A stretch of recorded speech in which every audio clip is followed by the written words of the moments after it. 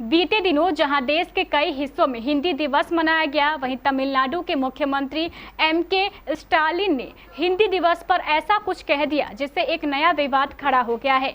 ऐसे में इस मुद्दे ने एक बार फिर से अब देश से भाषाई विवाद को हवा दे दी है। हिंदी को लेकर आखिरकार उन्होंने ऐसा क्या कहा, आइए जानते हैं। हिंदी और दक्षिण भारतीय भाषाओं के बीच का विवाद कोई नया नहीं है, लेकिन इस विवाद को उस वक्त हवा मिली जब तमिलनाडु के मुख्यमंत्री एम.के. स्टालिन ने हिंदी दिवस के दिन दिए गए गृह मंत्री अमित शाह के बयान पर पलटवार करते नजर आए। दरअसल एम.के. स्टालिन ने अमित शाह के उस बयान का विरोध किया जिसमें उन्होंने कहा था कि हिंदी पूरे देश को एकजुट करती है। स्टालिन ने कहा कि यह इंडिया है, हिंदिया नहीं। स्टालिन ने यह भी कहा कि तमिल समेत भारतीय भाषाओं को केंद्र सरकार की आधिकारिक भाषा बनाया जाना चाहिए और हिंदी दिवस के बजाय भारतीय भाषा दिवस मनाया जाना चाहिए। दरअसल गुजरात में अखिल भारतीय राजभाषा सम्मेलन में केंद्रीय गृह मंत्री अमित शाह के संबोधन का हवाला देते हुए स्टालिन ने दावा किया कि शाह ने लोगों से देश की संस्कृति और इतिहास को समझने के लिए हिंदी सीखने की वकालत की है।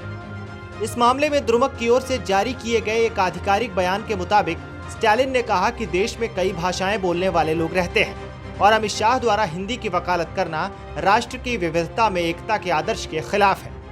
वहीं स्टालिन ने हिंदी थोपने के खिलाफ अपनी पार्टी के ऐतिहासिक रुख का उल्लेख करते हुए कहा कि इंडिया अपनी अखंडता के लिए जाना जाता है और हिंदिया के नाम पर देश को विभाजित करने के उद्देश्य से कोई प्रयास नहीं होना चाहिए।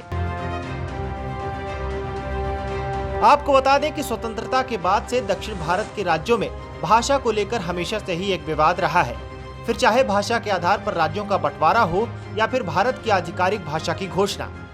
दरअसल दक्षिण भारत के राज्यों का मानना है कि तमिल भाषा दुनिया की सबसे पुरानी जीवित भाषाओं में से एक है।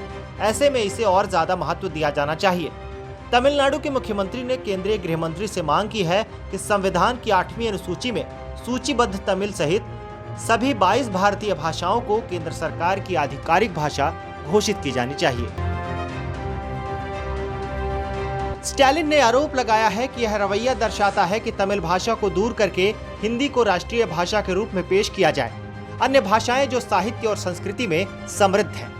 स्टालिन ने यह भी कहा कि उत्तर भारत में बोली जाने वाली मैथिली और भोजपुरी जैसी कई भाषाएं हिंदी के प्रभुत्व के कारण लगभग विलुप्त होने का सामना कर रही हैं।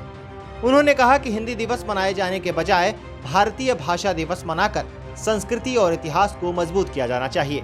हालांकि स्टालिन ने यह भी कहा कि अगर अमित शाह को स्थानीय भाषाओं की चिंता है तो उन्हें तमिल जैसी भाषाओं को हिंदी और संस्कृत के समान धन आवंटित करना चाहिए।